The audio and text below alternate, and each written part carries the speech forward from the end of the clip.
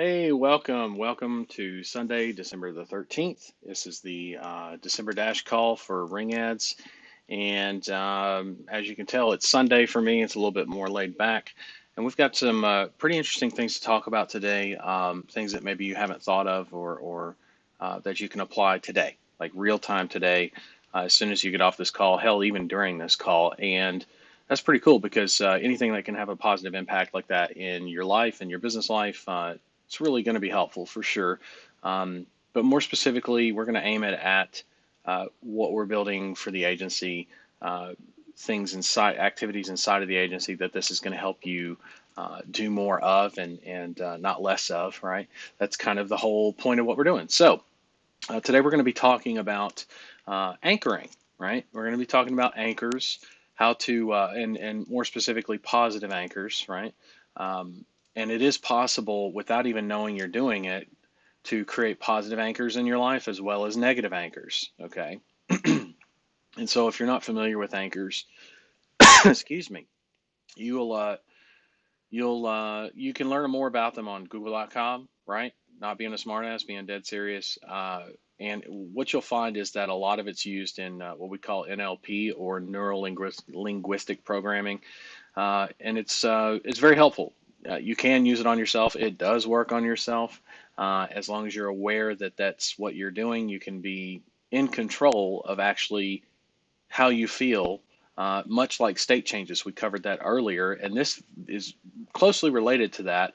However, this is to be done uh, as positive reinforcement. Okay, so a little bit different, related but different, and so there's going to be a checklist over time that you'll build up for this for anchoring. Okay, and a lot of people think anchoring is just one or two different things, and it's really not. It could be an unlimited amount of things or a series of actions or things that you do after something positive has happened, for example. And the idea is you anchor an activity or a reward, if you will, to an activity that was done or some a goal that was hit or something that was accomplished. So, for example, if you get a client, um, then you could and this is all just again not hypothetical, but this is kind of a scenario. When you get a client, you can do things like squeeze your fist really tight, like the Success Kid. You can say yes. You can play your celebration song. You can just assign a very very happy, uplifting, upbeat song. Um, I do things that also include not just physical or kinesthetic and audio and visual, but I also do sensory anchoring with smells. So I'll do things like cologne. I know it sounds crazy, but I have a couple of different colognes that I have for a couple of different feelings that I want to feel in order to reinforce that anchor. And so after you've done that a few times, for example, you've done this series of rewards for an activity or an accomplishment. Example here, like getting a client. It's not the only kind of thing you can reward and anchor with, but the idea is that would be a good one to start with, probably, right? You do that several times, and now you've got this anchor to where when you're close with someone on the phone and you're ready to seal that deal, there's going to be things you can do in that anchor. Maybe not all of them, like you can't listen to your favorite song until after the deal is done, but there are things you can do, like a spritz of cologne real quick that's on your desk, do the squeeze real tight, do the fist, the Success Kid, yes, all those kinds of things. Smile real big, think about the song briefly. There are a lot of things you can do to trigger, in other words, that anchor. It's why I like having multiple things to trigger that anchor. Sometimes it's an image combined with kinesthetic, like I said. So there's audio, or there's visual, there's kinesthetics, and then audio wise, there's nothing really there, right? But there's at least multiple senses. And then with the olfactory unit, right, I've got the sense of smell with the spurt of cologne. So that's like three or four right out of the gate before I've even closed the client. And if those things are anchored to getting a client, guess what's most likely going to happen?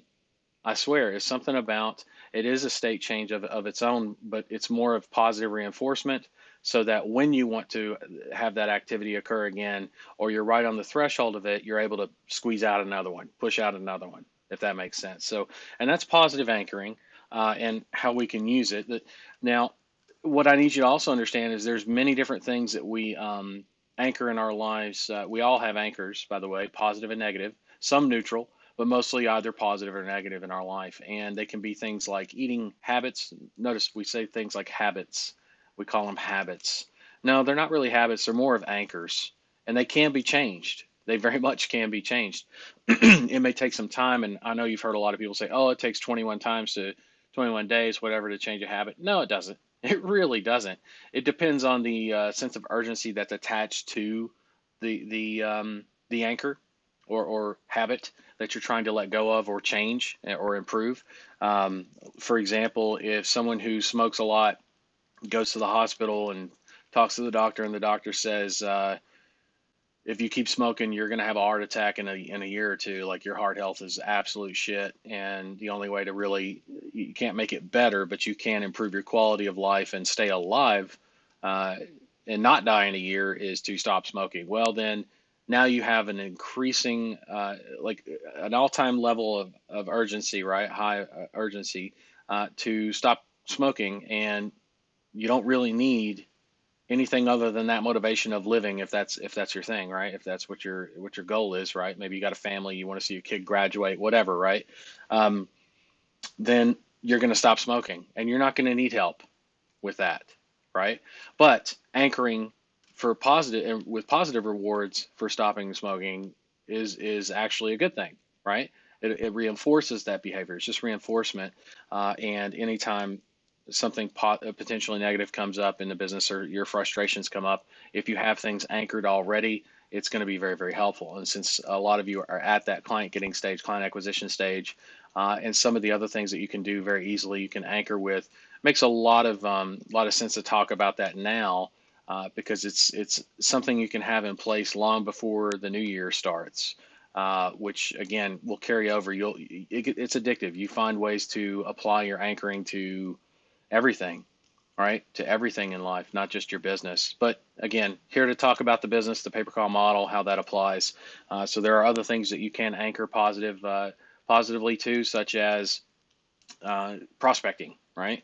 Getting your prospecting set up, getting your initial build stuff set up, which you only have to do that once, but that's pretty straightforward. Maybe if there's something you don't necessarily enjoy doing, I would start anchoring positives, doing positive anchors with systems and processes training, or tracking. If some of you don't like to track, it's something that must be done every day. And the best way I can think of for you to do that every day, if you have trouble doing that every day, is to start rewarding that behavior, and then start anchoring the positive feelings and positive actions to the result that you want to see. That way, on the day that you don't feel, if you've got the anchors, the day that you don't feel like tracking, you fire off some of those anchors, and guess what?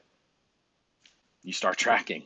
It's really weird how that works, but it does work very much so. So I wanted to cover that with you guys today, and talk to you a few minutes about that. I'm going to go ahead and grab the link here for the Zoom. We'll just jump right into questions here. I also need to go over to the post and make sure everybody can still hear me. Okay, probably should have done that already. Yeah, volume's there, good. Let me go over here real quick. Come on, open up, expand. Facebook, come on. There we go. Okay. All right. Um, Roll Tide, yes, very much. Love the hat. Evening, windy in Gloucester. Good. Okay. Well, maybe not good, but depends on if you like wind or not.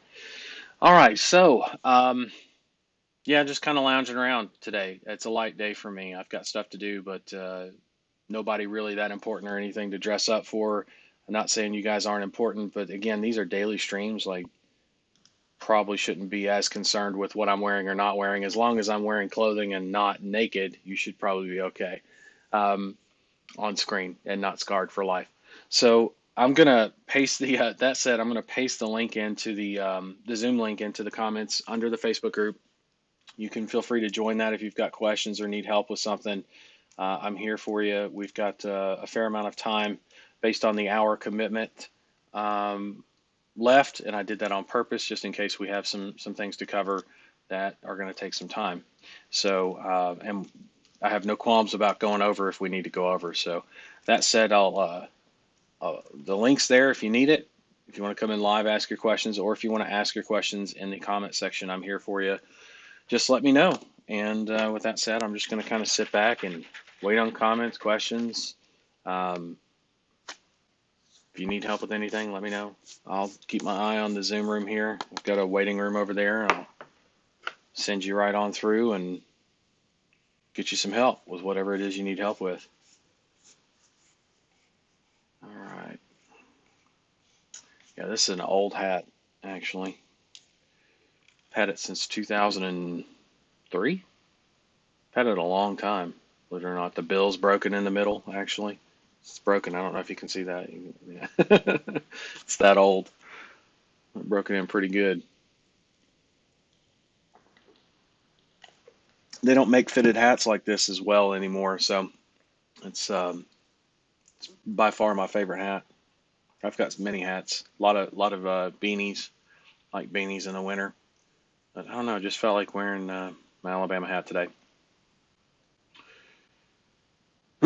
Okay, let's see. Muhammad's asking something. Let's see. Other than how you doing, just how you doing. Okay. Nope. Nobody's got anything, really? I mean, that should, I wouldn't say be a warning flag or a red flag or anything, but if you're working in this business and you don't have questions, not on a daily, but uh, periodically, and there's enough of you here to spread that out. I find it hard to believe somebody doesn't have a question. There we go, Adrian. Question from yesterday. There we go.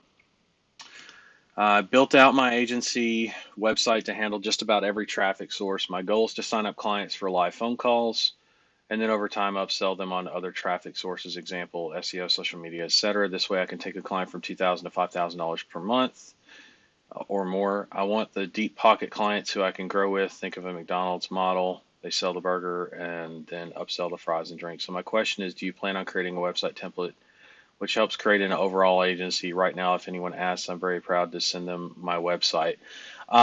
Couple of things on that. So I focus on pay per call, which you know that, or you wouldn't be asking that, right?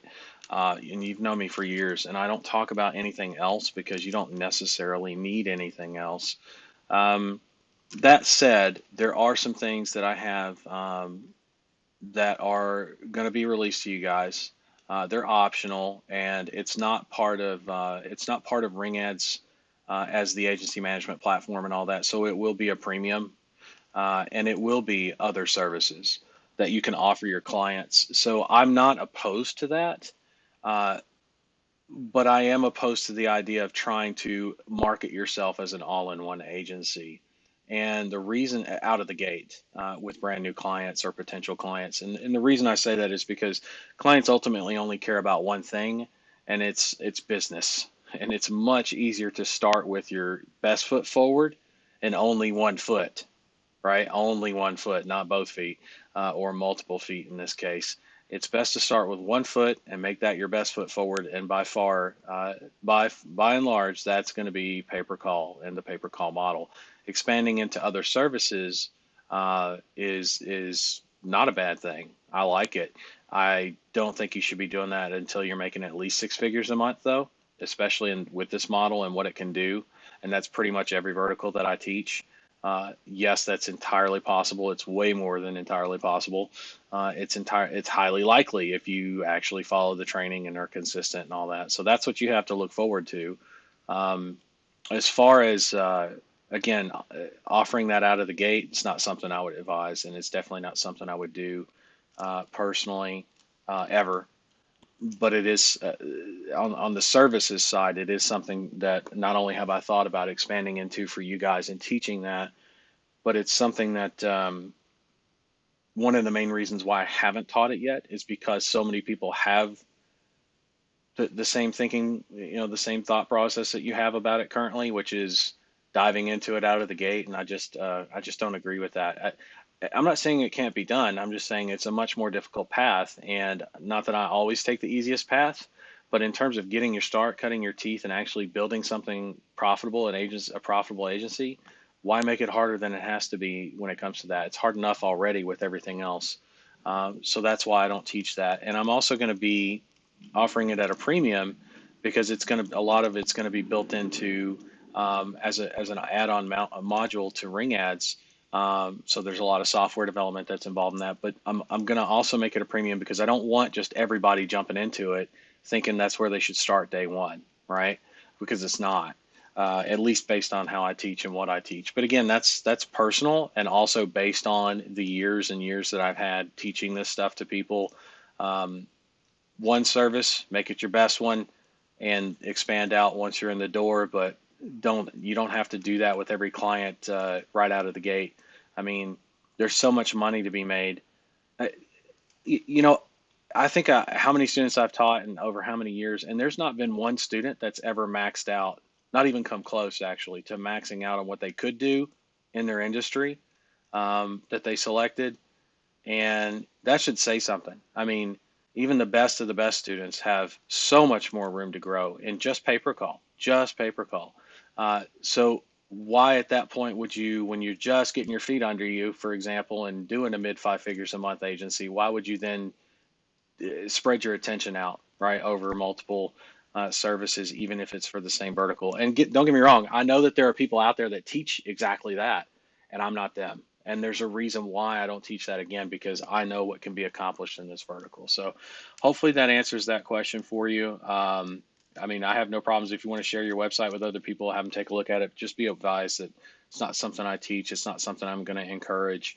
Um, Also, your concerns about taking a client from $2,000 to $5,000 or more a month can be done all with inside a pay per call, by the way. And a lot of the things that we have in development right now that are not in that add-on, that are going to be in the free software, uh, are going to be able to enable you to do that, right? Or will enable you to do that. So that's what I have to say about what you're asking. Um,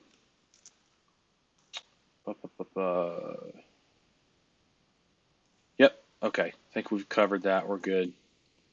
Julian's asking, I've yet to start sending out cold emails. What would you suggest how I do it? Should I send from name@gmail.com or name@my domain biz, or other top level domain that is not my main domain? I've been thinking that option 3 would be the best to protect my main domain from being marked as spam site. I do not yet have Yam. I like number 3. Number 3 is something that's is going to be safe. Yes, it's much more conservative than you have to be, but it's not a bad idea. It's not a bad idea. And as far as Yam, you're definitely going to want that or something like it to be able to start sending via G Suite, right? Definitely want that ability.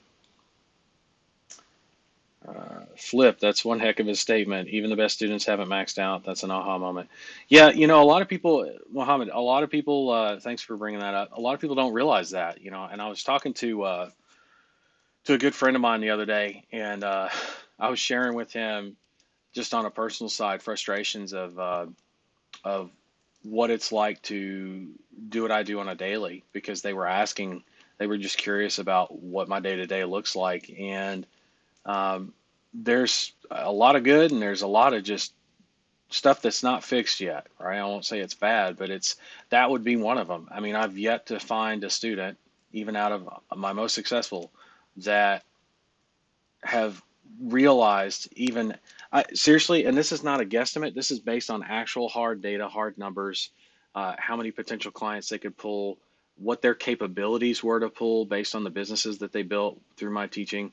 Um, and based on that hard data, right? Hard data that, I mean, 6 months of doing what I was asking, 6 more months in some cases, doing what I asked would have yielded easily more than 50% of what they had achieved up to that point. Because you got to understand, it's all about momentum, right? And when you have a little bit of money, and I say a little bit, when you've got five figures a month coming in and it's pretty steady, you can decide to take a good chunk of that and reinvest it back into the business, which means double the growth, kind of, month over month or every 90 days at the very least. You could be doubling the business, and it only takes a year of that, 4 quarters of doubling, 4 times in a year, doubling the business double the double. I mean, if you started with 20 clients when you started the double, then you'd be at 40, then you'd be at 80, then you'd be at 160 and 320. It gets exponential.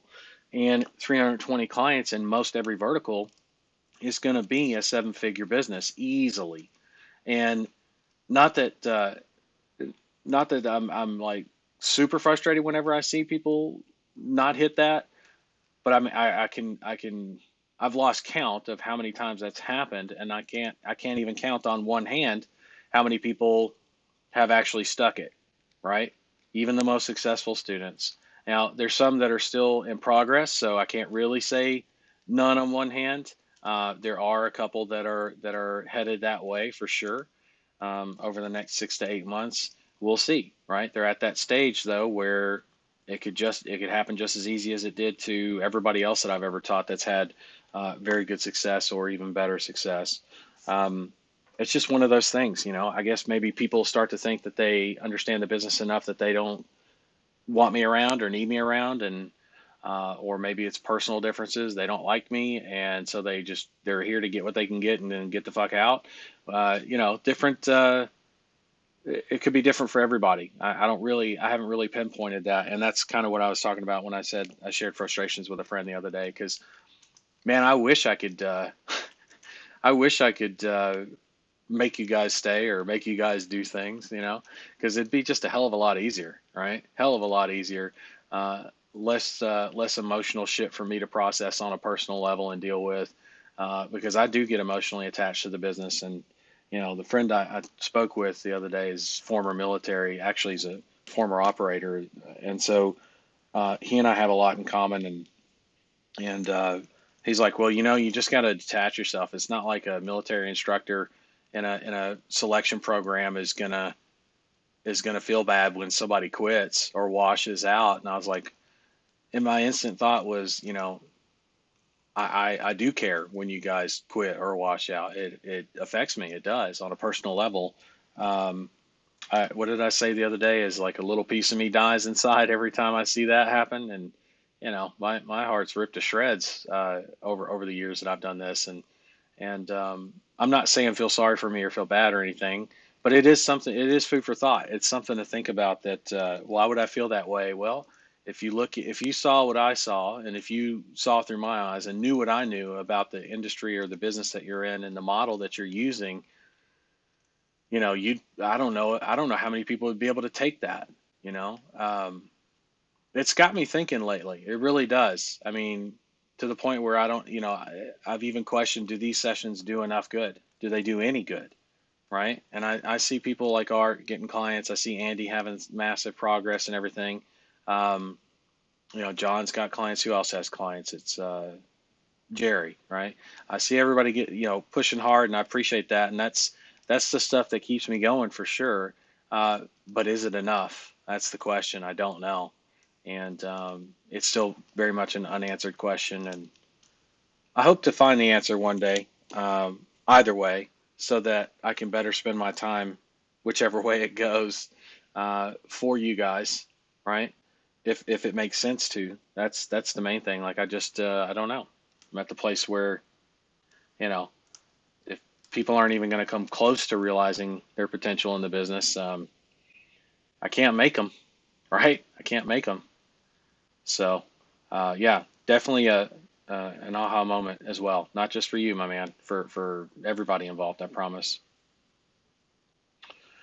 Adrian's saying what I do is to follow the training and currently only offer live phone calls to start. I don't tell them about other traffic sources I could offer in the future. The website, oh, the website is, however, built so when I max out, I can offer other traffic sources. Yes, I plan on using pay per call only to take clients from 2 to 5K a month. Cool. However, I'm also looking to long-term build, make it very difficult for a client to leave. For example, if my client says they want SEO, I would not want to tell them I don't offer SEO. If I were to do that, then another company is able to come in and steal some of the business. I hope I fully understand what you're saying, though. Um, Sounds like we're on the same page on a lot of stuff. Here's the thing that's concerning to me, right? Like, um, you say that your goal is to long term is to build a business that an agency that makes it difficult for a client to leave. I think what you meant by that is to make it so that a client doesn't want you to leave, right? I hope that's what you meant, because there is a bit of a difference between what you wrote and what I just said, which is making it difficult for them to leave like they're a trapped animal versus making it so that they don't ever want to leave the palace that you have created for them, right? There's two totally different ways of saying that, and they mean definitely different things, okay? Um, so you create the palace so that they don't ever want to leave you. But here's the interesting thing, man. You don't actually have to provide them things that they think they need. What you should be doing, in my mind, is educating them on why they don't even need that. Because in a lot of cases, they don't need. The reason they think they need SEO is because they've been told by somebody else that they need SEO. And here's the thing: after months or even years of delivering great phone calls and great service, when you are able to speak to your clients in a way of they first off they trust you, but when you're able to speak candidly with them and them not get their feelings hurt or anything like that, you're going to have that relationship that's strong enough, almost as if a friend were telling them, "Hey, SEO, fuck you need that for," right? Not to slap them upside the head, but at the same time, kind of don't need that, do you? Not when you've got business coming in. And that doesn't mean I'm saying only stick to selling phone calls. At some point, yes, you can branch off. I think there are many better things you can find than SEO to spend your money on, or have your clients rather spend their money on, while at the same time creating that environment to have them want to stay with you by just doing things like giving them the services like that and clearly communicating to them how SEO is not really what they're thinking they need it for. And they've most likely been told, right? A lot of that comes from asking questions and finding out, because at some point, again, they're going to trust you very much and they're going to just straight out tell you, yeah, I had a guy 3 years ago, sales did go up. It took like 6 to 8 months or whatever, but our SEO has not been up lately, and that's why I'm looking for somebody in SEO, right? And it's one of those things where, again, service wise, there's so much better stuff out there that will get them direct and almost immediate results, if not immediate results, that I would think about expanding into first. And again, it's all about creating the environment of that palatial environment where they don't want to leave. Like, it's not about whether you want them to leave or not, right? That's you blocking the exit versus they can come and go at any time, but by God, they choose to stay because they love it there. They could not imagine going anywhere else for anything else. Um, that's why I'm also not afraid to say to clients what I'll do and what I won't do for them in terms of delivery and expectations or other services, is because they trust me enough to know that I can bring the heat. And if they're asking me a question about another service, it's because they want some more heat. In other words, they want some more business. Well, if that's the case, let's go back and revisit some of the standard but oldie but goodie things that work very very well and are very effective. So that's where I would say we have a little bit of a different um, take on things, but again, not much, right? You can take what I just gave you and modify um, your outlook on that and the environment that you create for your clients. Um, yes, I want to make it difficult for a client to leave. Yes, I want to create a palace. Yeah. Again, rule of 5 1s: offering one service lets you scale faster. I've never heard of the 5 1s, Rob. I've never heard of that, but I mean, it sounds like somebody else is saying it. Um, I don't think Adrian's not of that mind, by the way. He is. It's just, again, there's a difference between making it difficult on someone to leave um, versus how do I say this? Um, Making it so that they have the option to leave, but choose not to every time, right? Um, Trying to think of a good example of that. Oh, let me think, because there are a few. I'm just tired. What couple of good examples of okay, so there are tons of services out there. I don't necessarily have to give a specific example, but you can probably think of a few yourself, where just because they were the only person in the market, they kind of took the market for granted. In other words, they really didn't care how the market felt about this service or product, right? Um, for years and years, until competitors come along and come up because of the need for something that's different and new or better in terms of what people were actually looking for. And now all of a sudden, that person or that company rather has to create an experience that's improved because they have competition that's actually serious this time. Um, Airlines would be a good example of that. And what else? Anything that's had competition over the years that's been big business. Another good one would be GoToWebinar. I mean, not to smash them in the ground or anything, but let's face it. For many years, there at the beginning of the early 2000s, GoToWebinar with Citrix was the best solution we had, but it was nowhere near by far the best it could be. And they really did not give two shits about updating it, at least to our eyes out in the world. And it went like that for years until they started getting competitors of people that were just pissed and upset with the level of service, or should I say lack of service in a lot of cases, that they offered, because it just felt like they didn't care. They were corporate, corporate, corporate. They don't give a shit about you. You are a fucking number. And nobody wants to feel that way, by the way, right? Nobody wants to feel that way. So these new services came to be because of that. So um, the thing is, some of them got so good at what they do that people like me have never even thought about going back to something like GoToWebinar, right? And some people are just comfortable because they had started to improve, but I don't care, because to me, um,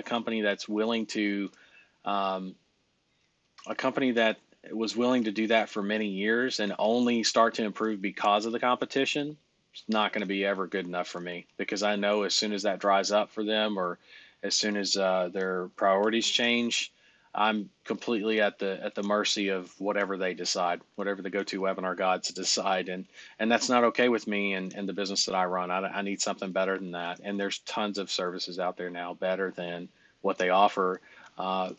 That are even niche specific or vertical specific, like event based software that with the live streaming capability, it's crazy some of the stuff that's out there now that is cheaper, more cost effective. And even if it wasn't cheaper, it's just better service, better delivery all around. And again, not to run them completely into the ground, I'm just giving you an example of um, what did they do to to keep people in, right? But not keep them in as in guarding the door. What did they do to make it so that they would never lose us because we always wanted to stay? Not much, right? Not much. So guess what? Even if there was a guard at the door, you bet your ass I'd tell them, fuck off. I'm pushing right through. I'm getting out of this place because I don't like it. Oh, but we're remodeling right now. It's going to get better in a month or two or a year or two. No, thank you. I don't feel like waiting that long. Sorry, I'm out. Especially when there's something right across the street that I can walk right into right now and get that same experience that you're describing to me. So no, thank you.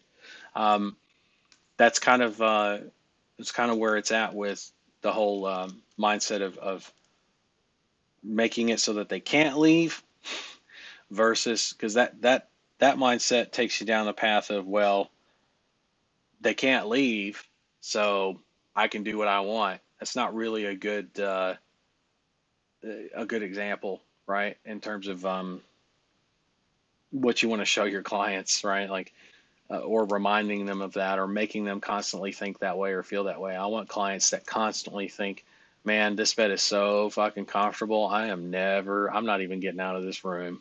This is great, right? That's where I want them, as opposed to thinking, hmm, I wonder if there's anything else better out there, right? And then as soon as I approach the door, you can't leave, right? This will be turned off if you leave, right? That's not extortion, but fucking close. And definitely tell you this right now, no business owner wants that either, 100%. So please be careful with that, and take that for what it's worth. Um, Again, 5-1s, don't know much about it, but glad to see somebody else talking about scaling one offer faster. Makes sense. Makes sense to me.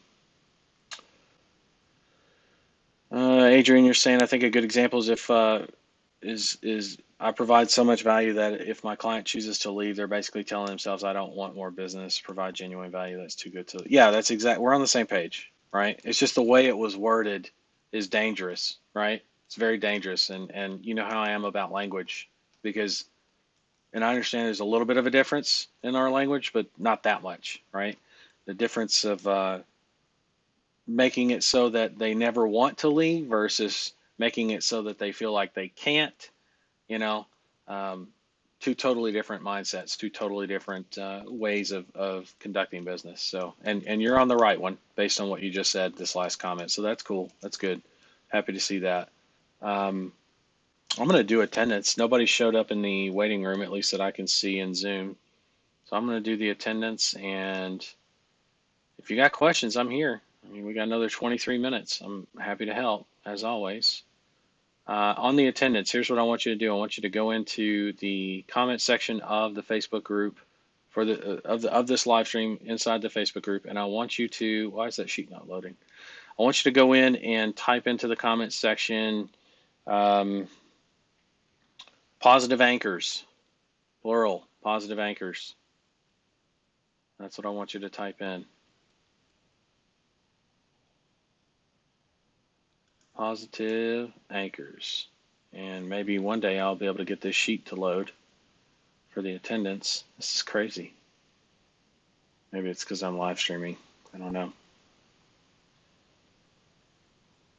Yeah, it looks like it's having issues. It'll get there. But yeah, positive anchors. All right, so I see Scott, Tim, Mohammed, Adrian, Julian, Rob with a smiley face, Garrett,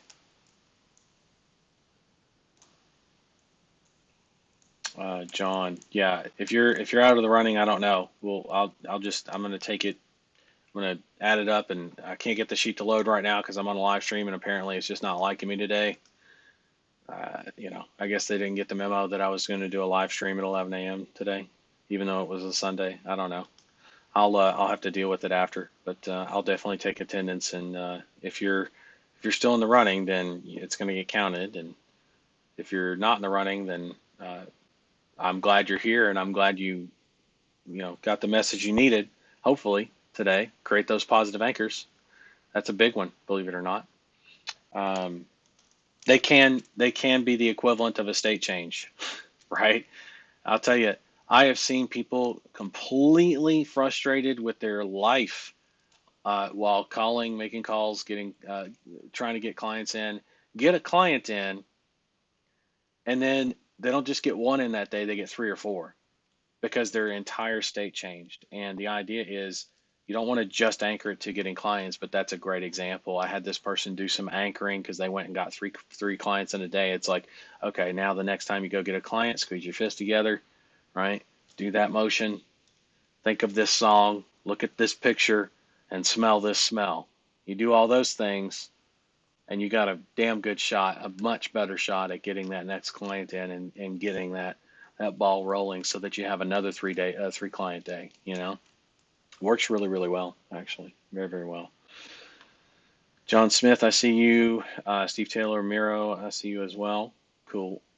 Some of you weren't here the first day, so I know you're not in, but that's okay. Again, appreciate you. Glad you're messaging. Nobody has any questions, any comments, concerns? Nobody in the Zoom room? Nobody on the comments? Consider attendance taken. Tomorrow we have actually here's a good announcement. Tomorrow we have a coaching call here in the main group. Actually, I've got 3 calls tomorrow, so I have an 11 a.m. here for in the same group for the December dash, and then at 12 p.m. instead of doing the coaching call here, I have to move it 2 hours because I got to go over to the mentorship and do that call for 2 hours. And then at 2 p.m. So our coaching call has actually been moved to 2 p.m. Pacific Standard Time tomorrow, here back here in the main group. So 3 calls for me tomorrow, 11 a.m., 12 p.m., 2 p.m. And just be aware of that. And that's going to happen again on the 28th. It just happens to be one of the few months where the 14th and 28th, which is when I do calls in the main group, coincide with Monday and the mentorship calls that I also do at 12 p.m. So, yep. Looks like Robert's asking a question. Hey, William, one small thing. When would you get the exact service area, type of leads the client wants, et cetera, at the end of the sales call or a follow-up email? That's something that after they've made payment, you would set up an email. That's one of the reasons why I use that ClickFunnels templates, because you can set up an email to send out to them immediately and tell them over the phone, did you get that email? Okay, I'm going to need that information as soon as possible. Again, I know you're on the road, or I know you're on the way to a job, or whatever it is, but sometime today it'd be good to get that info so I can get you started on the account, right? Sometimes it makes sense if they've got the time after they see that email to grab the information, or at least an initial set of that on the phone at the end. But I like always making it so that they can go on their own time and jot all the stuff down that they need to jot down. You jump back on the phone with them, right, and get that information. So, but I always do a follow-up call. The follow-up email is automated, which also asks those questions that you just asked, right? Makes the onboarding process seem like you've done this a million times, right? When it's an automated email that's sent with the exact questions that you need to set up a good campaign, like the hours, locations, right? Services and products they offer or don't offer. Um, and with locations, obviously, and hours, you're able to go in and set up, and services and products, you're able to go in and set up the campaigns pretty quickly. But it's definitely something you want them to not take their time with, but take some time with it and be focused on it completely, not in the middle of a job or on their way to a job, right? When they've got other things on their mind. So anyway, hope that helps. Sure it does. Cool. Uh, I'm not seeing any other questions. You guys are kind of quiet today. Is it because it's Sunday, or is it because you're busy? I hope it's because both. Hope it's because it's Sunday and you're busy. Okay, I see the auto email settings. Thank you for the help. Yeah, you're welcome. Again, and I've in the COVID Client Challenge, I show what that looks like or can look like. It's vertical specific, but most of the basics you're going to need are the same, like locations, hours, and services or products, and that part's going to vary by the vertical, but you can get real specific. Towing's going to be, do you handle roadside assistance? Do you handle this? Do you handle that? And you don't have to play a million questions with them. It can be very straightforward. Let me know if you do this, this, this, this, and this. Whichever ones you don't, let me know. What are your hours for the entire week? What locations do you serve? If you have that in zip code form and or county form and city form, let me know, right? Which is exactly what you need based on what I teach. All that kind of stuff. Oh, Mohammed says he posted a question. I must have missed it. Hold on. Scrolling up. What do you think is the reason? I think this is it. What do you think the reason is? Wait, what do you think is the reason behind pay-per-call industry still being at its infancy while services like SEO, Facebook ads, and even Google pay-per-click are almost full to the brim, at least in comparison? Mostly because people haven't caught on to the fact that, um, like, if you were to look at Google Ads Network, right, just Google Ads Network, it drives billions and billions of phone calls a year from their ads. And that's not an estimate. I think it is estimated in like 2021, 2022, somewhere a year or two from now, it's estimated to be like 40 plus billion, but I think it's already at 20 plus billion calls just from Google Ads. And most of those calls are driven from display ads, believe it or not. So when you look at that and you go, well, then, okay, so do the math real quick. This is what's going to freak you guys out. This should freak you out in a good way. Let's do some math. Let's say 1 billion calls. 1 billion calls, right? Ooh, for you Austin Powers fans. So 1 billion calls, right? Not 20 billion. We'll get there in a minute. And then 40 billion in a couple years. We'll get to that in a minute as well. So 1 billion calls here. Let me write this shit down so I can prove it to you. So 1 billion calls.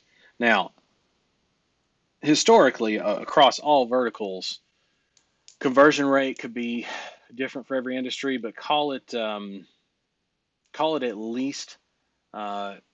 It's probably going to be more like 30, but let's call it 20%. Okay. So for 1 billion calls, 20%, that's 200 million calls. Okay. 200 million calls for every billion. That would be what I consider high intent converted calls, people that are interested in XYZ service or whatever it is that they were, you know what I'm saying, that they were calling about. It's higher than that. It's probably more like 30 across the industry, across all industries, but call it 20%. We're going conservative here. So 200 million calls. Now, if each call is worth an average of 20 bucks, which really, again, the averages are going to be closer to more like 40, but let's call it 20. Again, super, super conservative here. Okay, so 200 million times 20, because 200 million calls worth money, $20 money per call, or $20 per call.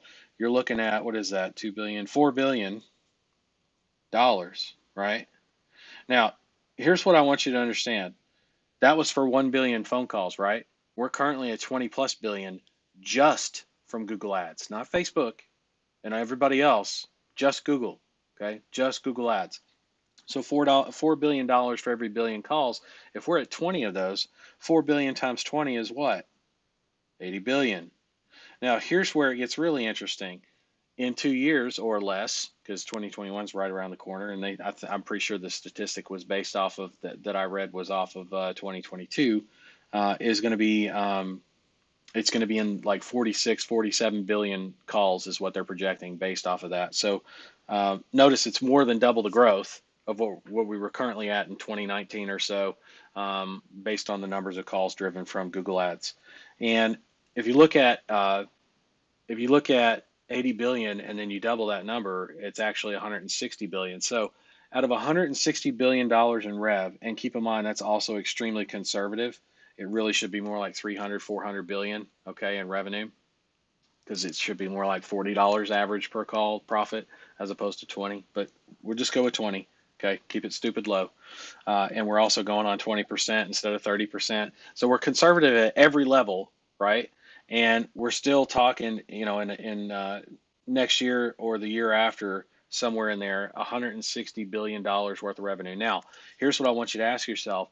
Are there what paper call companies or phone call based companies that uh, is there revenue that is at that level yet?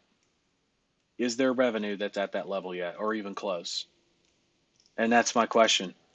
What companies do you know of in the phone call business that are big on phone calls or leads, which I hate that word, but phone calls as leads?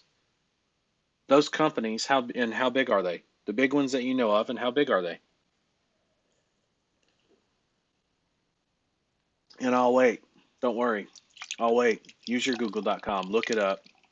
Some of you might know some out of the gate. There's one in particular I'm thinking of, and actually there's a few that I'm thinking of that fit that bill, and I know how much they're worth. I know how much revenue rather that they pull in every year, and I can give you a hint. It's nowhere fucking near the numbers I just gave you, which means there's a ton of money on the table right now. Okay, let me give you an example. Home Advisor, excuse me, Home Advisor. And I'm going to look this up again just to make sure I'm telling the truth. But before I do, I've got a tab open. Before I look, so my hands are up here. I haven't looked it up. You didn't see me typing anything down here, right? So here's my hands. Before I look, Home Advisor, if I'm not mistaken, their revenue is at like just under half a yard, which is like 400. For those of you that don't know what that is, that's like 429 million a year, 429 million, 427 million, something like that. I think last time I heard.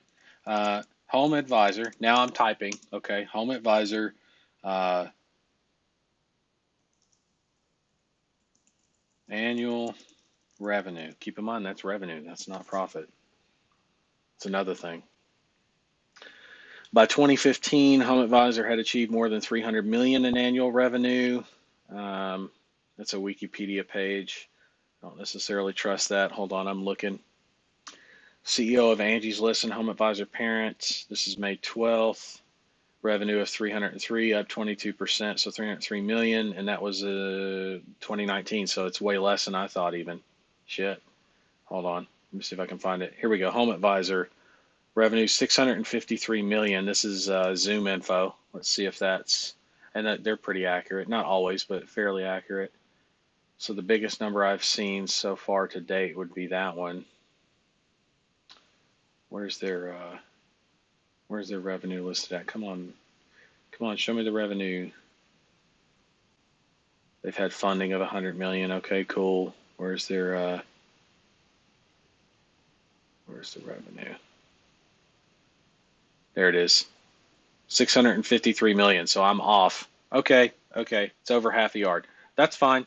It's still nowhere near 80 billion, right? On a conservative level. And I guarantee you that number is conservative because I know for a fact it's over 100 bill. There's no way it's not. And that's with one ad platform. One. Not Facebook, not Bing. Bing's 30% of traffic, by the way. You think Google's big? How about another 30% hit? And you also didn't count Facebook's real estate in terms of ads, right? You didn't count their ad real estate either. And yes, you can drive a crap ton of phone calls from Facebook. So when I say there's probably, and if I were to get not conservative, but if I were to get a more accurate estimate based on what we currently have today in terms of ad revenue that could, or revenue that could be driven by phone call or from phone calls, from advertising to those phone calls, from all ad networks, that all major ones. Um, I'd say it's probably half a trillion a year, and that's where we're currently at. I think we're headed for over $1 trillion over the next year or two based on the growth. Um, and I again, that's more of a less conservative view, but it's also not like so optimistic that I'm on fucking Mars. You know what I'm saying? That's like totally on within our atmosphere. Okay, it's totally possible, and in fact, if anything, highly likely that we're going to hit those numbers, even if we don't hit them in 2022. Within a year or so from that, we will hit that, and that's why, to answer your question, I know for a fact pay per call is in its infancy, 100%. And I will still say that till we hit the $1 trillion mark, because then it's like, okay, um, now everybody's starting to figure out that holy shit, there's something to this. Maybe I should start learning how to do this, and then there's going to be a huge trickle over to that type of advertising for sure. And not that there hasn't been an increase in it. I'm just saying it's not been a huge movement, not yet. And that means if there's no huge movement yet, you're still on the ground floor, right? That's kind of the point. Um, Good question too, by the way. Appreciate that. Let's see. There's all the positive anchor people. Cool. Uh, eLocal 14 million revenue. See how tiny that is. You guys could build an agency that big. Again, not. Um, I'm not bagging on them, right? Because eLocal was one of the ones I was thinking of. Another one's MarchX, right? Like they're out there, but they're nowhere near the size that they should be. I can tell you that. And based on that, and based on the numbers you just heard me, you get the idea, right? Uh, where's the training for how to create? Oh, I know why the Home Advisor number was off. By the way, they bought Angie's List. I forgot about that shit. So that's why their numbers went up. I mean, Angie's List was already doing pretty damn good without them. And then they merged or they got bought out, one of the two. But that's why their number is 653, as opposed to what it was maybe whenever. So it was like 420 something, 427 million. Now it's 653.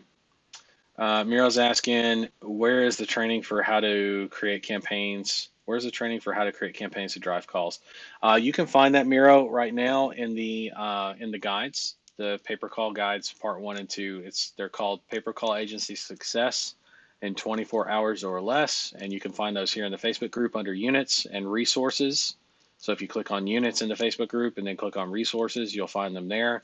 You'll also find them in the training. You'll find in a couple of sections where there's coming soon listed on the training. You'll find a drop down beneath that video. You click on the drop down, you'll find the PDF guides, and in there you've got campaign creation as well as optimization, not just creation, because creating is only the start of what you're doing. But that's where you can find all that stuff. Uh, okay, cool. Looking good. All right, I'm not seeing any questions. I mean, we're approaching 1 hour. This might be one of the few calls that actually only goes an hour. How about that? I'm actually kind of psyched about that. Some good questions too. Rob's saying so they're not even scratching the surface. That's, I mean, I don't even think they've scratched the surface. Yeah, I think that's, how somebody says, and that's just scratching the surface. I don't even think we've actually scratched the surface, let alone everything else. Yeah, it really is a hell of an industry for us to be in, a hell of a time for us to be in it. And it's probably why I'm so protective of it, and also why I'm so dead set and determined to see you guys succeed with it. Uh, because I know that when the wave hits, it's going to be us versus pretty much everybody else thinking they can nose in on the industry. And right now, it's one of those kind of smash grab things where um, you ever you ever get like a friend who's always in the know, or do you have a friend who's always in the know? It seems like he knows stuff's going to go down before it goes down. Not saying that's me or anything. I'm just saying there's always that one friend of yours or mine even that is like, hey man, Denny's is giving away free Grand Slams. I don't know if y'all ever remember they did that way back when. They advertised it, and then Denny's across the nation like packed out with lines. I mean, the entire infrastructure they had, I don't know how the hell they did that, but they did it. They put it out in the news, and Yahoo News picked it up, and by God, there were lines everywhere. And by the time my friends had told me about it, it was too late. The line was 2 hours long, and I wasn't going to get my free Grand Slam. So, and this is again years ago. I think this is like 2009. I could be wrong on that, but I think it was 2009 when they did that shit. Anyway, that is sorry. That just looking at the comments. That is what it's like. That's where we're at. It's kind of like that guy. Imagine me being the first person or one of the few, the very first few that sees this coming.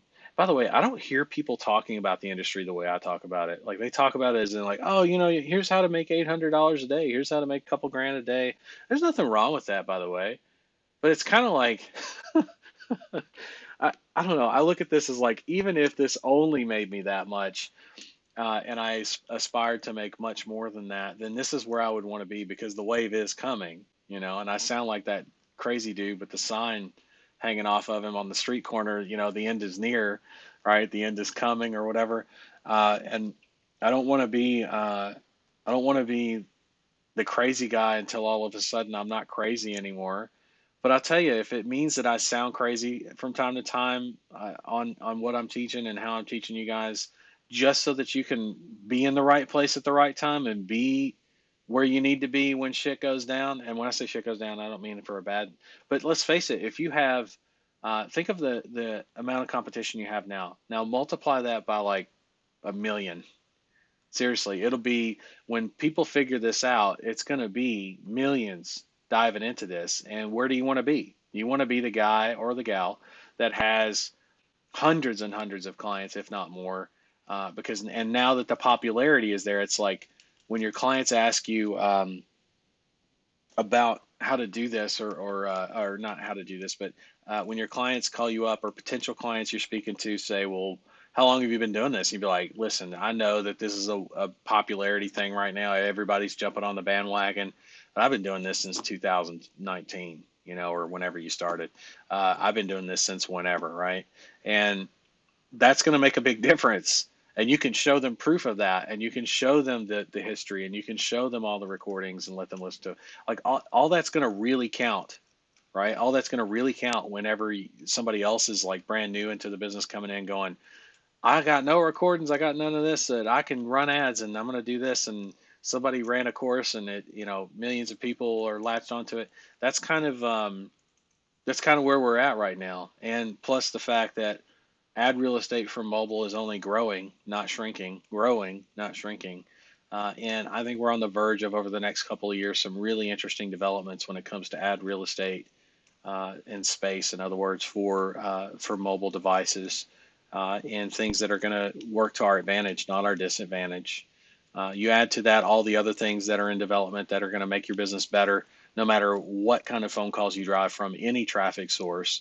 And now you know why Ring Ads is the place to be, right? Not just the pay-per-call agency model, right? The model's great. The model's great. Ring Ads makes it fantastic. That's the difference. And everybody else, I mean, it's going to be one of those things where people are jumping into pay-per-call because it happens to be the cool thing to do and all that for a while. But again, very few of them are probably ever going to realize that if they don't have Ring Ads, then they're not going to survive long term. They're just not going to make it. And it'll be at a point where a lot of you are going to be being asked or have conversations with some of these people, and the first question you're going to ask them is going to be, well, do you have Ring Ads? And they're going to say, what's that? Or no, or both. And you're going to say, best of luck. Good luck. um, and they'll either figure it out or they won't. Or maybe perhaps you'll be like I would be and be humble and generous enough to share with them. I don't know. But yeah, that's where we're at, folks. And I know it sounds like I've been saying it for years, and I have. But uh, if you look at all the creators out there, I mean, hell, dude, think of it this way: students of mine, former students of mine, have seen it to be profitable enough to go after themselves, even though they may not quite know what they're getting themselves into, or how to deal with what they're currently dealing with. It very much is the place to be if you see what I see. And so hopefully you take my word on that. And if not, you can again go do your own research, but save yourself some time. Take my word for it. This is not only the place to be, it's probably one of the best, if not the best places to be, because this is a business that can be run remotely. All positions, actually, every staff member you hire can be remote. So it's already, COVID friendly. Um, you can run phone calls to pretty much any business that's going to be able to be open during COVID, so considered essential business, which means when the country is completely shut down, your business is still running. It may not be running at 100% because, yeah, the country is shut down or the world is shut down, uh, but it is still running, right? So now it becomes a question of, are you well diversified? Do you have enough clients to more than make up for that fact? Do you have enough verticals to more than make up for that fact? Are you in enough countries, even hell, to make it? Because when the UK is on lockdown, maybe the US isn't, right? And I know the UK is smaller in terms of population, but again, there's places all over the world. Think about that for a second. That should tell you where our head's at, where we're headed with Ring Ads. Multilingual. That's right. Anyway, let's see. Andy missed the start. No big deal. Um, Muhammad would love to hear your story someday about how you got into this industry yourself. Yeah, actually, that's a very quick story, and I'll tell it, no problem. Um, 20, let's see, in late 2013, I was still teaching what I did with LinkedIn, and I was big into LinkedIn. Had a software. This is long before Microsoft bought them out, right? And I ran that software to generate leads for people. I taught them how to generate their own leads, and this is back when I knew how to generate leads. And notice I keep saying the word leads, not phone calls. Now you know why I'm not a big lead fan. However, a lot of those leads did turn into business for a lot of people, and usually higher ticket. I've had clients on LinkedIn that did 80 grand in 2 weeks. I've had guys that did a quarter million in a couple weeks, all from the same platform and the same software that I ran back in the day. And I ran that for 5, almost 6 years. And towards the end of 2013, towards the end of 2014 is when I decided to discontinue it, because at that point, LinkedIn had made some updates to the platform and specifically their messaging systems, where what I was teaching training wise in the templates that I have, which I'm going to be showing you guys what I have and how to use that for yourself. But the templates alone manually were more effective than using the templates with the software. And it's like, well, how can that be? Because the software reaches so many more people. Yeah, but if you manually go and do it, there's nothing like sniping, right? Manually. And with the templates that I had, it was very effective still. as even today, it's still very effective. So you don't need a software to be able to be as effective on LinkedIn as most people are, because all you need is, I mean, I could go on LinkedIn right now. Actually, I have a tab open. Hold on, let me get there. I'll give you an example. And you'll know where I'm headed with this. Look, I've got two pending messages. You can't see this, but one is like, holy shit, this is a fucking book. Listen to how long this is. For example, hey, William, never heard back. Could you handle up to 30 high premium life cases every single month? If you'd like help filling up your calendar with your ideal client, I would love to share with you how to do it effortlessly, 100% autopilot. If so, William, what does your calendar look like this week for a quick 10-minute chat to share our predictable premium system, proven method to get you the results you desire? Let me know a couple times and days that work for you in the next few days, right? Like this long ass fucking message. And why? If that's not a hint, right? What's the first thing I teach you to say in a sales script? Do you need more business right now, right? I mean, you see how the intro line is not just do you need more business right now? It's, hey, I've got phone calls coming in every day for people that need help with their HVAC systems. They're coming in every day. They got to go somewhere right now. Do you need more business right now? Question mark. That's it. No name, no signature. It's a fucking messenger app. Treat it like you would if you were messaging somebody on Facebook. That's what they're going after. That's what they're after here in LinkedIn. Not some big ass, letter like it was written in the 1800s or some shit that nobody's going to fucking read. Because I'm going to read that and go, and plus, this person lost me. Yeah, I used to be a life insurance agent, but did this person even give half a shit to take a look and see that it was something I had done in the past, like years and years and years ago? What the fuck do I care about life insurance leads or cases? And by the way, high premium life cases, never in all my experience as a life insurance agent, which totals to several years, have I ever called it a fucking case. Next, right? See how easy that is? And you get brushed off that way when you don't use things that, like I said, the template that I've got. And don't worry, I'll share it with you. It's going to be very detailed. I'll lay it all out for you, how I do things. But that's how I got my start into higher ticket, teaching people how to generate those leads. And one day I realized, I want to set up a ClickFunnels page. And so I did. And it was the first version. I actually had somebody code an app for me to when somebody submitted their phone number via opt-in on a ClickFunnels page, for example. So you know how normally on an opt-in page or a squeeze page, you can put in a name and a number, or a name and an email, and when you hit enter, it submits it through ClickFunnels back office, all that kind of shit, and you can send it to Get Response, or you can send it to your Aweber, any you can send it anywhere really. But I wanted to do it with the phone number, and so I had a phone number field. I had some custom code created that I could insert into a custom form for that field, right?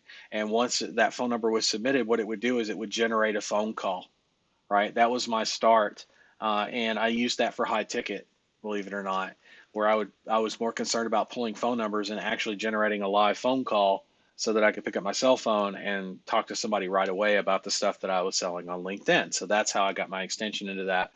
Um, Fast forward to 2016, March of 2016. Um, and previous to that, I had been in marketing, doing a ton of other things. One of the things was I created an event called Marketers Mansion, and this is December 2012. I had a partner on that, and when it went down in 2013, I told the partner, take it, I don't want it. And didn't have anything to do with the one in 2013 necessarily. I showed up as a guest because I was invited, but I didn't actually run it, if that makes sense. Whereas the first year I was partnered with the guy that I ran it with. And during that Marketers Mansion, I had someone named Chris Winters come out and be our first speaker, December 2012. And we had invited him. He came out to speak. And talked about mindset. He was our very first session that we had. It was a good session, actually. A lot of good stuff covered, believe it or not. And so when 2016 rolled around, I had to flash back there for a second. So when 2016 March rolled around, Chris came to Vegas. He was hosting something for his SEO guys. This is back when Callzoo was just Callzoo. There was no Callzoo SEO. There was no Callzoo ads or Callzoo ecom. It was just called Callzoo. And he invited me to speak to his guys about lead generation and what I was doing with LinkedIn. And I said, well, sure. I mean, tell me when and when and where. You did me a favor. It's not even a question. Where do I need to be? And he's like, well, I'm coming to Vegas. So I helped him with that. I came out and delivered delivered my training, which took up a couple hours.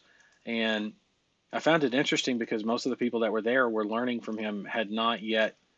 It was SEO that he was teaching, which means that he was teaching 6 to 12 months before you ever even got your first client. And I was like, well, Jesus, why are you guys not running ads to get phone calls direct? I mean, not only is it possible, it's the way to go. And so there were a couple people that I had learned from way back, again, circa 2015, like, gosh, what's that called? Paper Call Exposed would be one of them. Leonidas has been around for years. That was a little bit later. I always liked the stuff he did. Um, but there were a lot of people that were not talking about call ads or call on the ads back then they were called, because they didn't understand that it needed to be a different it needed to be high intent. It was different in terms of how you structure the ads. And so um, I asked some people why they weren't running the ads. It was like, well, we haven't got to that yet. I was like, oh, okay. And I let it go, right? I didn't bother. And I was like, I was there to teach them to get clients that they can't even get yet because they don't have any phone calls coming in. Well, shit, I know the answer to that one. I didn't, again, I didn't push those buttons too hard. I just found that out, and I was like, okay, well, I guess Chris has a plan or whatever, right? And so in May, no, in July, July or August, I was of 2016. I had put together some case studies.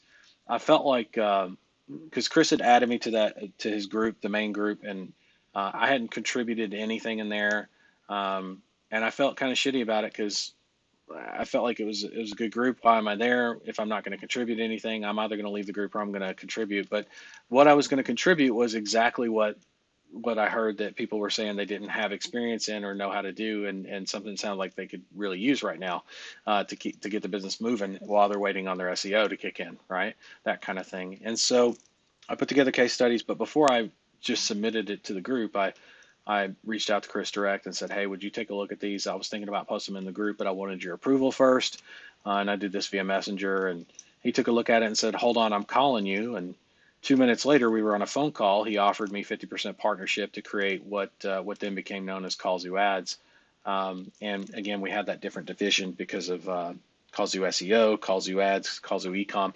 At that time, when I created what was now known as Callzoo Ads, it was just the ads program or some long ass fucking name designator that didn't make sense because everything was under Callzoo. So I said, Chris, why don't we just here? I'll have one of our guys do a mock up of what it could look like, but and that's exactly what it turned out to be, was exactly how it looks these days, where you see Callzoo SEO at the top and Callzoo Ads, almost like it's part of a math equation, right? Or to the nth power, right? Is usually how is the way I described it. And I like that because it gave segmentation to our support staff as well, where it's like, okay, clearly this question is now Callzoo Ads versus Callzoo SEO and all that kind of stuff. So um, that's how I got my start in pay per call, kind of the journey through up to the point that I started with Callzoo. And then for those of you that were over at Callzoo, you kind of know how all that went over the years. There were a lot of things over there that stifled the growth. I wouldn't say maybe the first year and a half, but after the first year and a half, shit started really getting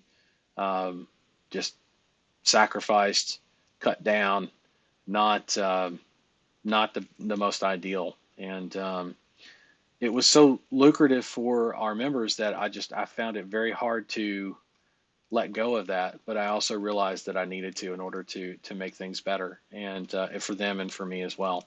So that's what I did. Ultimately, I left in July 2014. Excuse me, July 2019, July 14th, 2019. Set out on my own, and so here I am at Ring Ads. So I've been doing this for quite a while. Um, some of the stuff that here's the kicker. Some of the stuff that I had coded, I didn't code it myself. Some of the stuff I had coded based on my concepts and thought processes that I wanted to implement, uh, still have not been implemented today. which is 6 years ago. That ought to give you some ideas as to some of the things I've got in play, and for you guys that I just haven't been able to haven't been able to bring to life yet. It's not because it's not possible. It's actually very possible. I've already had a version of it coded, but having a version of it coded versus having it built into an entire platform for everybody to use and with the right settings and all that, that's a little more complicated. Now, my time during my time at Callzoo, I wasn't able to get that kind of stuff done because my partner at the time did not believe in making the software better, and I'm sure you've seen that by now. You've seen proof of that switching over to another software that's not been updated for years, kind of a thing. It's really hard to deny that or say otherwise. And there may have been improvements recently, but it's nowhere near what it should be and could be. And that's because the people over there right now have a serious lack of vision of what they need, what this industry needs, what you guys need in order to stay on the cutting edge, like I said. So um, that is, again, my opinion, but based off of a lot of fact. And if you look at my journey for pay per call in the model, you'll see that it not only started before uh, call ads was a thing, right? And used to be again called call only ads. Before that was even a thing, you were able to run ads to generate phone calls from landing pages and things like that. And we had billions of dollars of calls, or excuse me, billions of calls, which translated to tens of billions of dollars a year back in even 2014, no doubt. And nowadays it's even easier with things like call ads for sure. But yeah, it's really interesting to see kind of not just my history, more than anything, the history of the ad platforms and seeing how they've grown over time. And it's very clear the direction they're headed. I mean, you'd have to be blind to not see it, but you also probably would have had to have been around as long as I have and paying attention to see the changes and improvements that they're making to the platforms, and that they're all mobile focused and not just mobile ad focused, but mobile focused to drive phone calls, believe it or not. And it's coming. I'm telling you, it is coming. There's no doubt in my mind. And we've already seen significant growth year after year. Every year, it's end over end growth, like more than 100% growth every year across the board, 100+%, in some cases, even 200%. Um, it's just, I've never seen growth like that before. So we're not even close to plateau yet.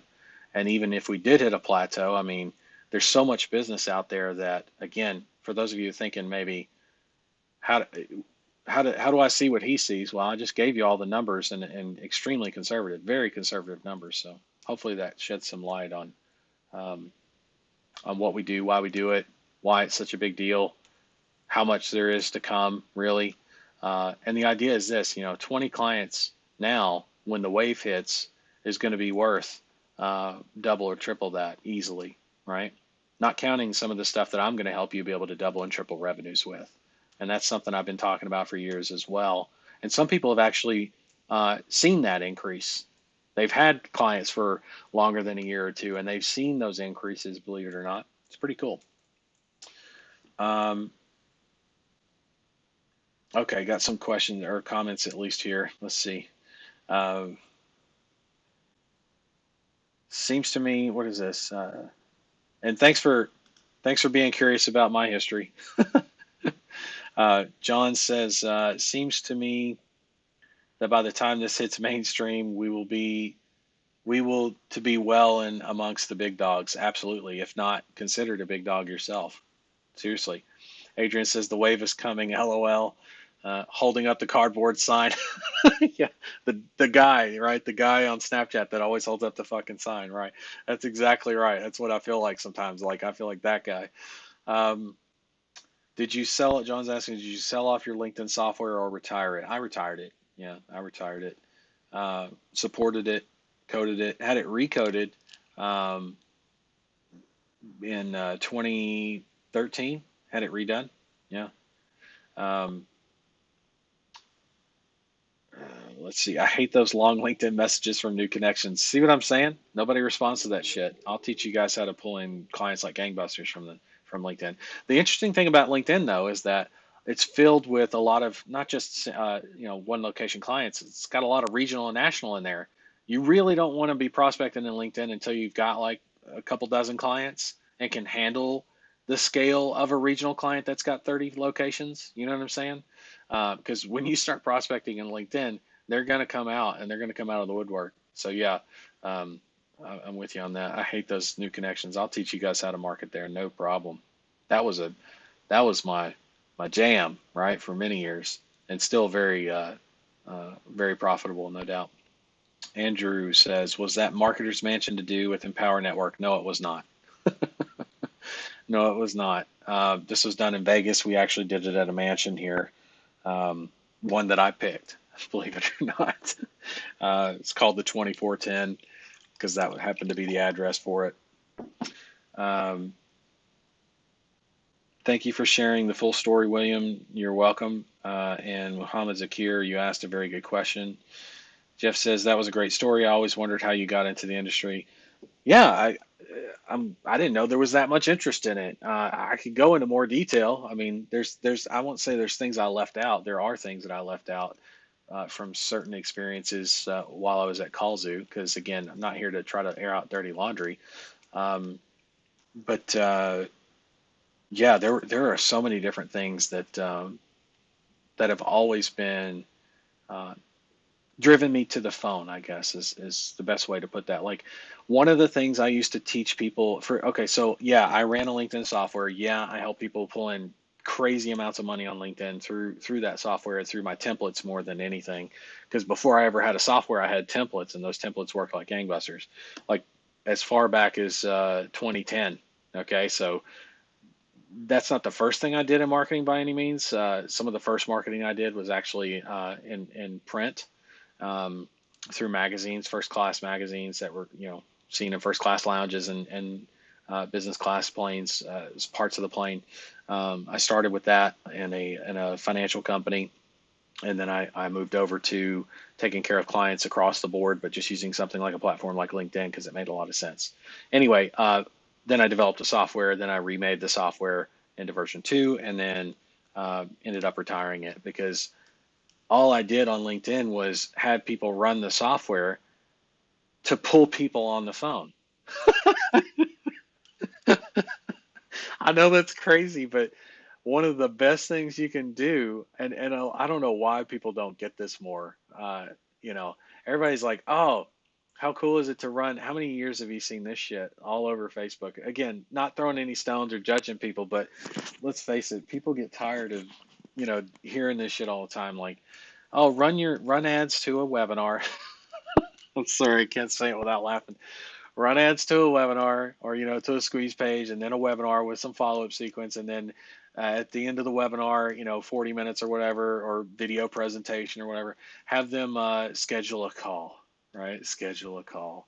And for me, it's much more like, first off, why the fuck do you need 45 minutes to sell them anything, really? You need 45 minutes infomercials aren't even that fucking long. You know how long infomercials are? Does anybody know? And this is a good question, trick question here. It's not actually a trick, but does anybody know how long an infomercial average is? I'm curious to know who knows this. Without cheating, without looking it up on Google. Does anybody know how long a an infomercial on TV is, right? How long are they? I bet most of you get this one wrong. I'm not bragging. I'm just saying this is something to be aware of. 30 to 60 seconds. No, no. It's got to be a little longer than that, right? That's the commercials. I'm talking about the infomercials, where it's a commercial, but it's an extended commercial, right? Seems to run 9 to 15 minutes at the most, right? John got it. 22 minutes, not that long.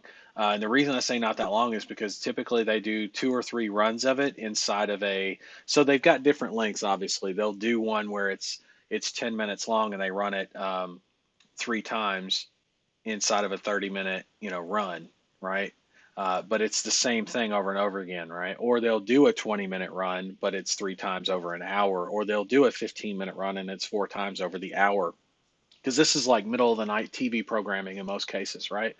Dead air, they fill it up with that kind of stuff. Um, but yeah, and so why would you need? And this is, if you notice, there's a lot of people now that are talking about, you don't need a 45-minute webinar presentation to book a call. You can do it with a 15-minute video sales letter. And I'm like, fuck, guys, you can do it with even less than that. Like, why are you? I'll start laughing because people are spending money on this shit, and it's some of it's kind of comical because it's not. How long have infomercials been around on TV? I mean, decades and decades now. Like, and some people in marketing that declare themselves as experts are just now figuring this shit out, like slowly.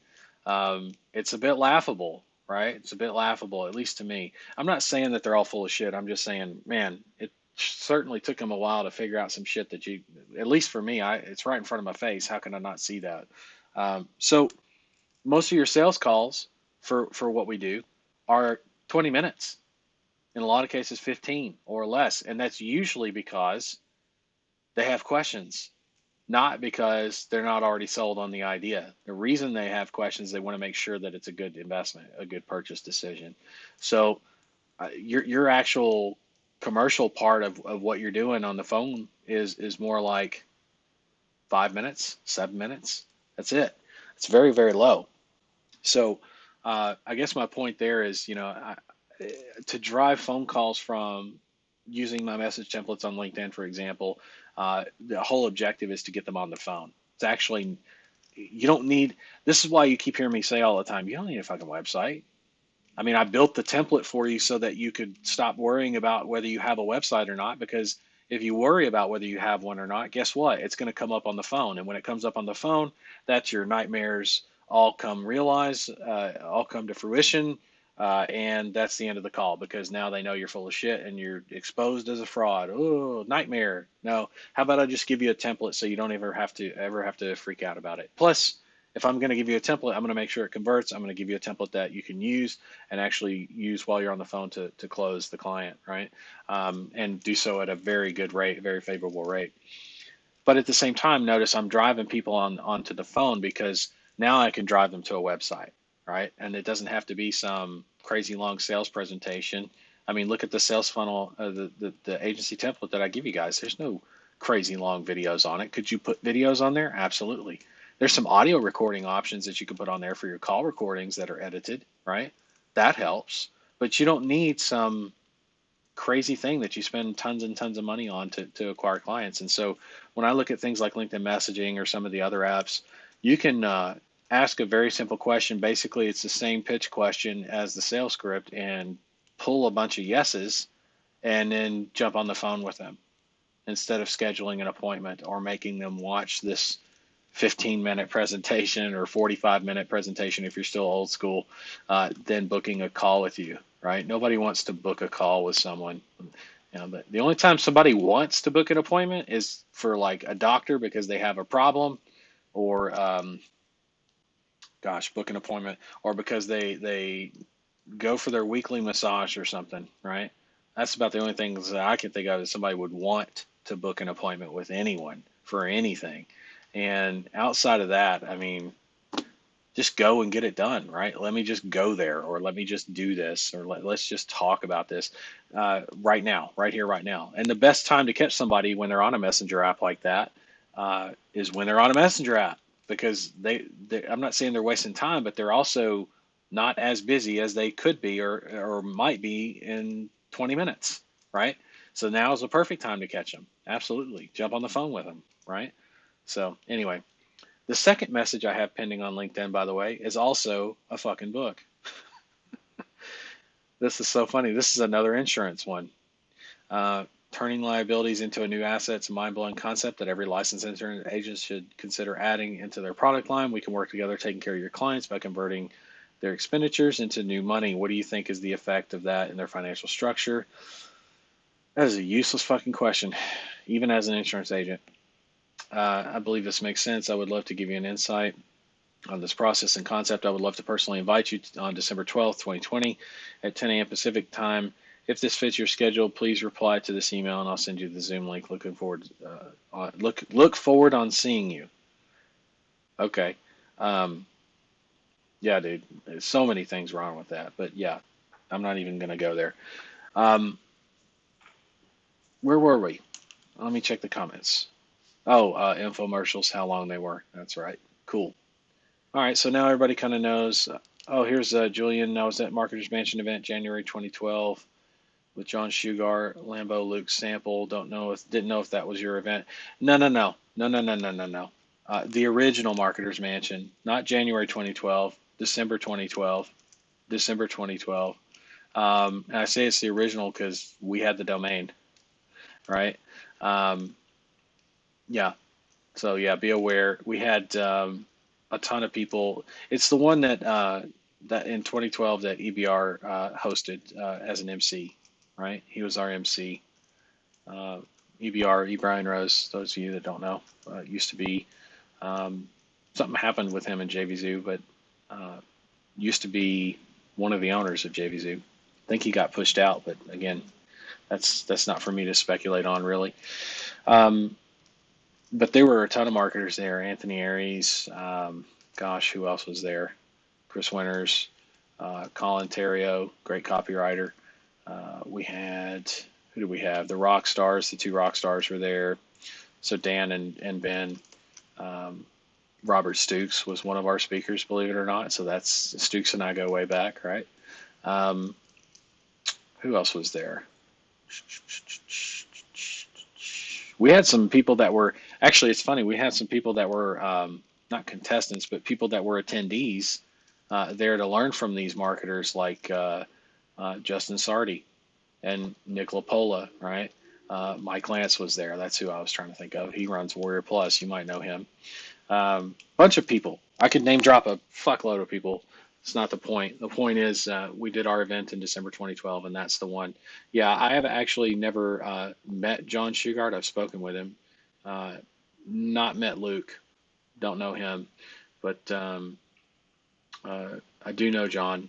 Know of John, and I like him. I think he's a good dude, but not the same event, Julian. Not the same event. Let's see. Your LinkedIn books crack me up. My LinkedIn books. My books. I'm not sure what you mean. My books. Oh, the books is the messages. Yeah, yeah. Well, the thing is, like, I don't mind somebody writing me a book, right? Or a chapter of a book, as I like to joke about. I've seen it in comments, when people ask questions or they do this and they're like, here's a 6-part question, here's a question that I have and it's 6 fucking parts. And it's like, holy shit, okay. And I got to go through it. I just got to make sure that I answer each individual piece. But usually people that are asking those kinds of questions tend to be in overthink mode as opposed to what do I need to do to simplify. So that's why I look at that and I go, oh shit, this is going to take some doing because it's not just about answering the questions that they're asking. It's also about putting them in the right state to where they can actually move forward with whatever they're asking, right? Um, and that's a big deal to me because again, I could just answer the questions, but then I'd be that just another guy out there like everybody else that answers questions. And to what end though, right? It's like, to me, the extra effort that makes the difference in whether or not you're going to succeed at this or not. So yeah, when I see books, it's definitely a moment of, oh shit, let me make sure I get this right because somebody's definitely not doing well or mentally has things not in the perspective that maybe they could be in to do well. Now, when it comes to messages, and I haven't even met you, and it's like complete fucking stranger, and you choose to write me something that you know what I'm talking about. When you click the thing and it opens a box that's not normal, like in size on Messenger, and it's like takes up your whole screen. You're like, what the fuck is this? Hi. How about start with hello? You know what I'm saying? And I don't mean start with hello and then the fucking book. I mean, how about hello and then a question? How about engage somebody for Christ's sake? Like, what's wrong with you guys? Um, Doing that, right? Sending out those crazy long messages. And who the hell taught you that too, by the way? It's like, that's ridiculous. That shit doesn't work. And if it does, it's very rare, right? In other words, they're probably with that. They're probably seeing some money out of that, but not as much as they could if they actually targeted in, right, on the right person, for one thing. Both of them were targeting people. Both of them were targeting me based on the fact that I had experience as an insurance agent in the past, not currently listed, right? Not active. And so because they didn't even look at that, I'm not even their target market. They think I am. But again, they're probably using the software to blast that out. And it also shows me that it's extremely impersonal. They really could give two shits about whether I'm going to be one of their clients or not. Um, Not saying it has to be a personalized message. I'm just saying LinkedIn is so responsive and such a good market space for what we do on the regional and national deal level, especially that it doesn't. It actually hurts to use a software, and it pays to be more individualized, right? Or give them individual attention because some of these companies, again, you would want to target them specifically and not lump them in with everybody else because they're gonna each one of them is gonna have different needs and different goals as well. So, but yeah, the books thing cracks me up as well. When I look at it, usually it's like a man. I got some work to do. It's just work reading this, let alone responding to it. So, yeah, that happens.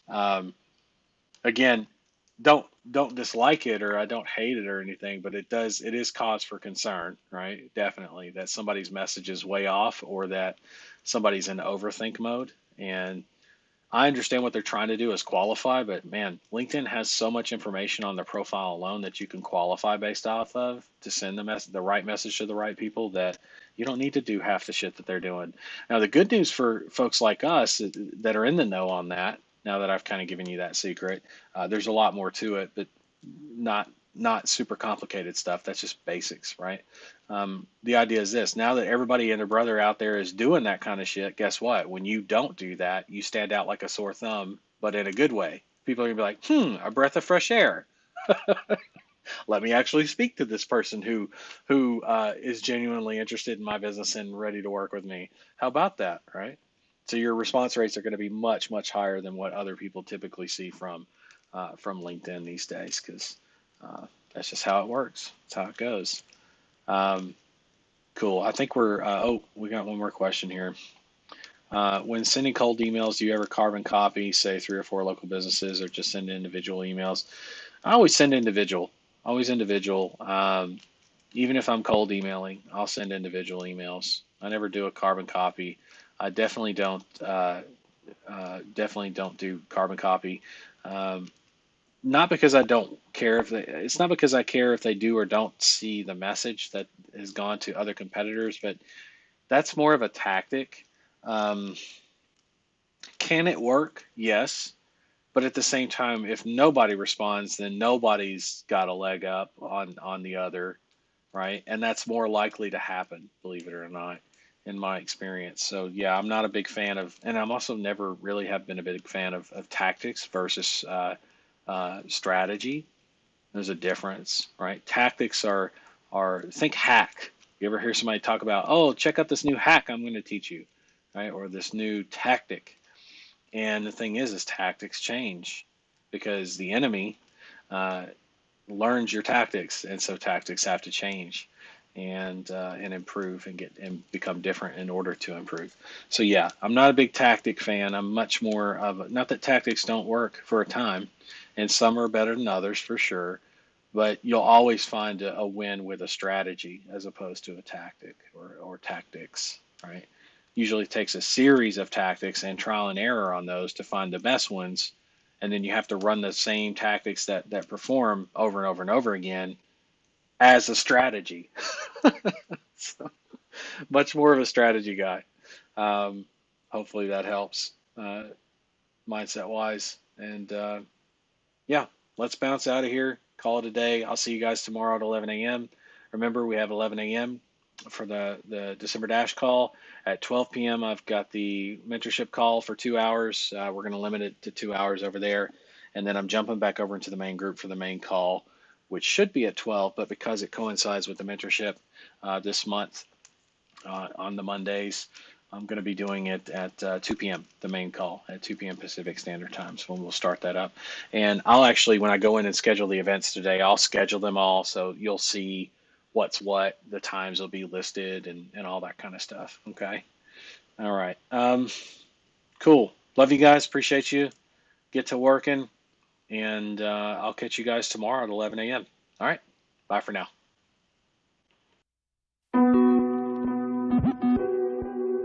Cool. Cool.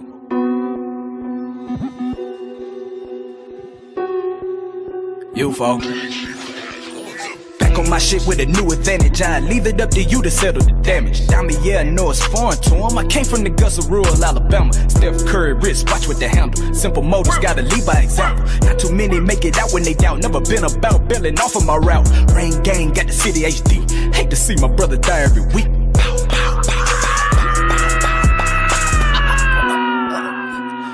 Numb to your vision. My life got me too fucked up. Disrespect to make a nigga go dumb.